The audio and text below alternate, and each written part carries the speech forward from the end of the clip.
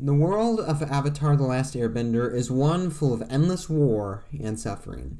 I've covered how the Fire Nation makes such great antagonists before, but I also think it's quite important to look at their victims and just the victims of war in general, because in war, everyone loses, and that is shown off beautifully and tragically in Avatar.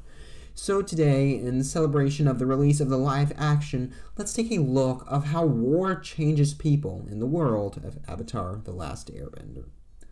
War is something present in the lives of each character in Avatar and one of the main factors of their trauma. On both sides, people have lost so much due to war, and that suffering remains ever present. One of the most interesting episodes of Avatar, in my opinion, is Spirit World. The episode begins as we see a charred landscape with all life destroyed by the Fire Nation with seemingly no reason. It's just burned. We don't see anything. We don't see any bodies. It's just burned. No reason given. The destruction of the environment is something which haunts Aang, but even upsets the spirits of the world who go on wreaking havoc to a nearby village. The villagers did nothing wrong, but the rage of Heibai blinds him, leaving another part of the world in chaos and destroyed.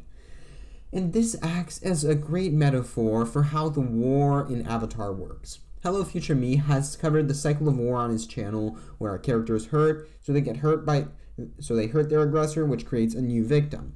We see this cycle with Jet, in Hama, and nearly in Katara with the Southern Raiders. I love each of those episodes because although the Fire Nation are the villains, it shows that aggressors can exist on both sides as well as victims. Not everyone hurt by the Fire Nation will become an extremist like Jet. For some will lack enough of the control over the emotions who have lost enough, and it is more than likely that plenty of other Jets do exist.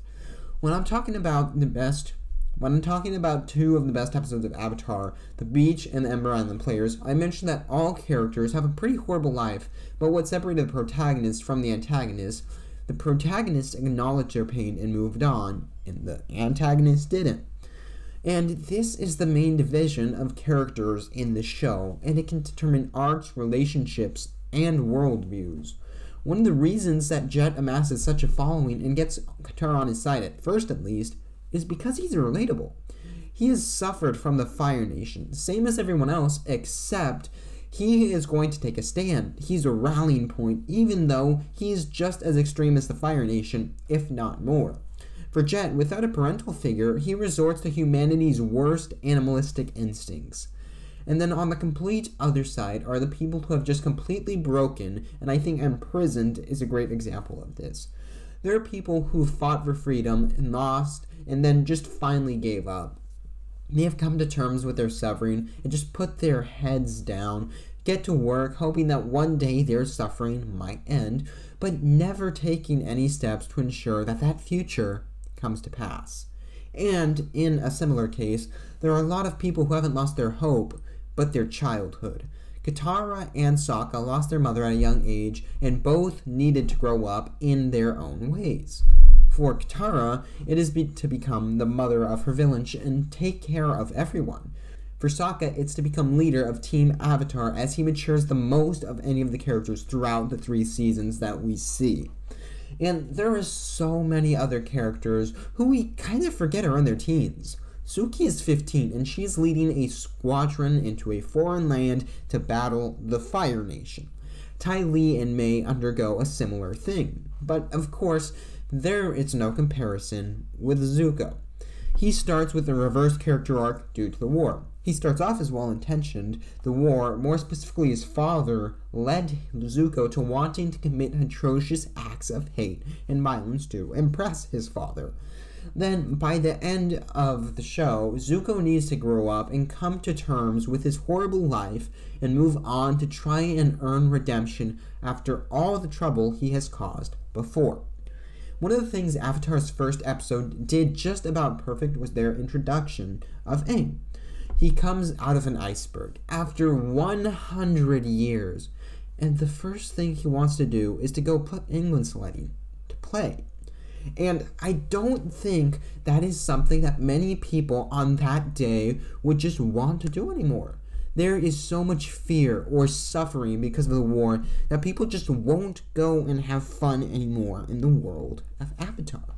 I made a video covering cartoon romances where I covered the whole Katang thing, and I mentioned how hard it would be for Aang to love Katara and for that to work because he was never taught how to love someone romantically. He comes from a different time, culture, etc.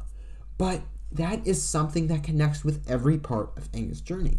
He wants nothing more than to be a pacifist, to have fun, but he can't. He has to travel this dark world while staying true to himself and his values, a big reason I think he ended up with Katara.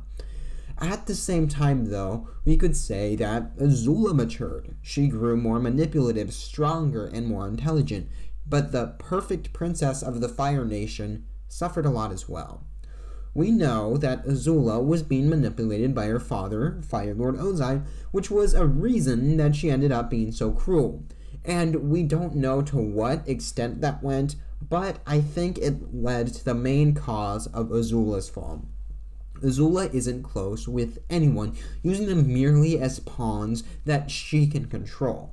The control side, I think, comes from the lack of her mother's approval, as we see by Azula being pleased by the disappearance of her mother. Azula couldn't control her mother, so it led to her controlling others more.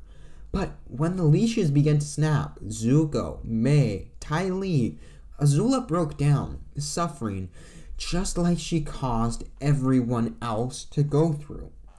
But I think there is one character who represents this concept of being changed by war most. But before we get there, if you could just take a moment to subscribe, it would help me out a lot.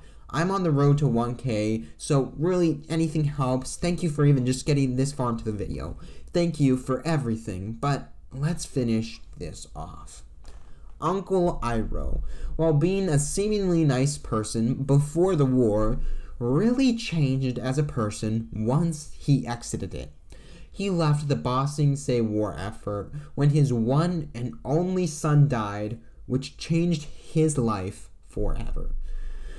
He got closer and closer with Zuko, seeing him as a son. He embraced peace more and realized the stupidity of war, yet still went with Zuko to protect him and help him find his way.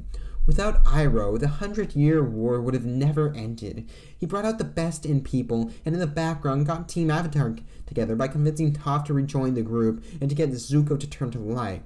So, when we get that scene in the Tales of Ba Sing Se where Iroh goes and reflects on his journey and has the memorial for his son, it is so tragic because it's kind of the representation of all of the war and how stupid it is because now he's in the city of Ba Sing Se where his son died, but as a resident peacefully, and it just, the irony is amazing. If we go back to what I said at the beginning, that separating factor between heroes and villains is how they respond to trauma, we can see that in every character we looked at today. Everyone went through equal amounts of pain. It doesn't matter where they're from or how old they are or anything like that, besides how they respond to their pain. There are the ones who use it to make themselves better and those who use it as an excuse to hurt others.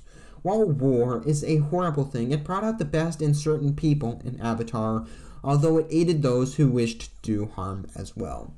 I think it is such an interesting topic, and if you want to see more about how culture and themes interact in Avatar, check out this video about the Fire Nation and why they are such great villains. I'll see you there.